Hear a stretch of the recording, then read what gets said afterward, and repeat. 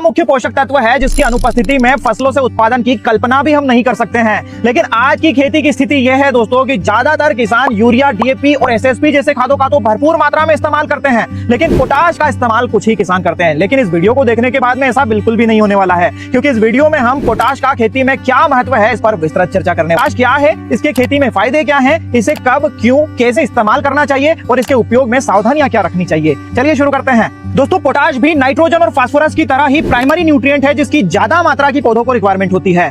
इसके कई फायदे वैसे तो फसलों को होते हैं, लेकिन कुछ मुख्य फायदे हम इस वीडियो में देखेंगे। दोस्तों, पौधों को सभी जैव रासायनिक क्रियाओं के लिए एंजाइम्स की जरूरत होती है और इन एंजाइम्स को एक्टिवेट करने का काम करता है पोटाश। पत्तियां प्रकाश संश्लेषण की क्रिया में जो भी शुगर या फिर शर्करा बनाती है उन्हें दानों या फिर फलों तक पहुंचाने का काम करता है पोटाश। सीधे तौर पर अगर बात करें तो फल का साइज बढ़ाने में, चमक बढ़ाने में, कलर बढ़ाने में, टेस्ट बढ़ाने में, यहाँ तक कि उत्पादन बढ़ाने में पोटाश का बहुत बड़ा योगदान होता है। दोस्तों, पोटाश पौधों के बाह्य अंगों जैसे कि पत्तियों की सेल्स को मजबूत करने का काम करता है, जिसके कारण कीट और रोग आसानी से पौधों पर अटैक नहीं कर पाते हैं। साथ ही पौधे सूखे और पाले के प्रति सहनशील हो जाते हैं। दोस्तों, पौधों में पानी रेगुलेट करने का काम भी करता है पोटाश। पत्तियों से जो इवेपोरेशन लॉसेस गर्मियों में जो ज्यादा होता है उसे भी कंट्रोल करता है पोटाश, क्योंकि स्ट्रोमेटा की ओपनिंग और क्लोजिंग को नियंत्रित करता है। इसलिए गर्मियों के समय तो आवश्यक रूप से हमें पोटाश का इस्तेमाल करना चाहिए। दोस्तों, पोटाश मुख्यतः 3 रूपों में बाजार में अवेलेबल है। एमओपी यानी कि म्यूरेट ऑफ पोटाश, जिसमें कि 60% पोटाश और 40% क्लोराइड आता है। एसओपी यानी कि सल्फेट ऑफ पोटाश या फिर पोटेशियम सल्फेट, जिसमें 50% पोटाश और 17 से 18% सल्फर आता है। और एनपीके 0050, जिसमें 50% पोटाश और 17.5% सल्फर आता है।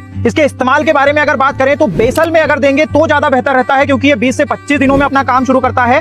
फसल की 1 महीने की अवस्था पर भी आप इसे इस्तेमाल कर सकते हैं। अगर नहीं तो दाने भरने की अवस्था पर 0050 के रूप में या तो स्प्रे करें या फिर ड्रिप से भी आप चला सकते हैं। मात्राओं की अगर बात करें तो ये डिपेंड करती है फसल और मिट्टी के ऊपर। सामान्य तौर पर इन मात्राओं का इस्तेमाल करें। एमओपी में क्लोराइड होता है, इसलिए हल्की मिट्टी जो कि पानी पकड़ती नहीं हो वहीं पर इसे इस्तेमाल करना चाहिए, ताकि क्लोराइड लीच आउट होकर जमीन में चले जाए और पोटाश का पौधे इस्तेमाल कर लें। क्लोराइड क्योंकि पौधों और मिट्टी दोनों के लिए खतरनाक होता है, साथ ही ये पीएच बढ़ाने का काम भी करता है मिट्टी का।